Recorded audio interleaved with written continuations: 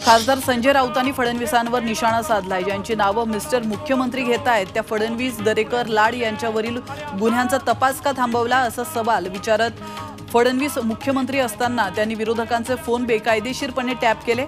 मात्र सत्तेमध्ये आल्यावर तपास थांबवला। अनेकांना अटक करण्याच्या धमक्या ते देतात। तुम्ही काय ढगातून पडले आहेत का असा सवाल विचारत राऊतांनी फडणवीसांवर निशाणा साधला। जागतिक स्तरावरचा गुन्हा आहे। ठाण्यातील दादोजी कोंडदेव स्टेडियममध्ये निवडणूक साहित्य, ईव्हीएम आणि हजारो मतदान कार्ड आढळून आलेत। एका वृत्तपत्रामध्ये आलेल्या बातमीनंतर जितेंद्र आव्हाडांनी याबाबतचा व्हिडिओ ट्विट केलाय। दादोजी कोंडदेव स्टेडियममधील रिकाम्या खोल्यांमध्ये या वस्तू निवडणूक आयोगाकडून ठेवण्यात आल्या होत्या। या बंद खोलीमध्ये बंद लिफाफे, मतदान ओळखपत्र आणि ईव्हीएम सापडल्यात। त्यानंतर या सर्व वस्तू भंगारात विकण्याचे आदेश काढण्यात आले।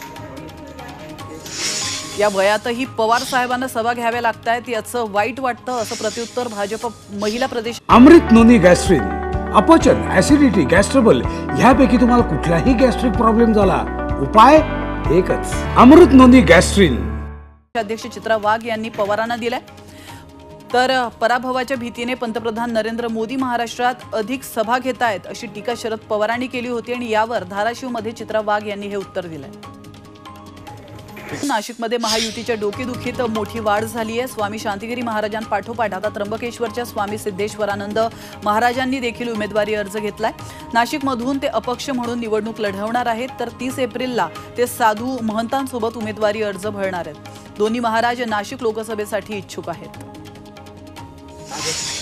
अहमदनगर लोकसभा निवडणुकीत निलेश लंके नावाचे 2 उमेदवारी अर्ज दाखल झालेत। निलेश ज्ञानदेव लंके हे राष्ट्रवादी काँग्रेस शरदचंद्र पवार पक्षाचे उमेदवार आहेत, तर निलेश साहेबराव लंके यांनी अपक्ष उमेदवारी अर्ज दाखल केलाय।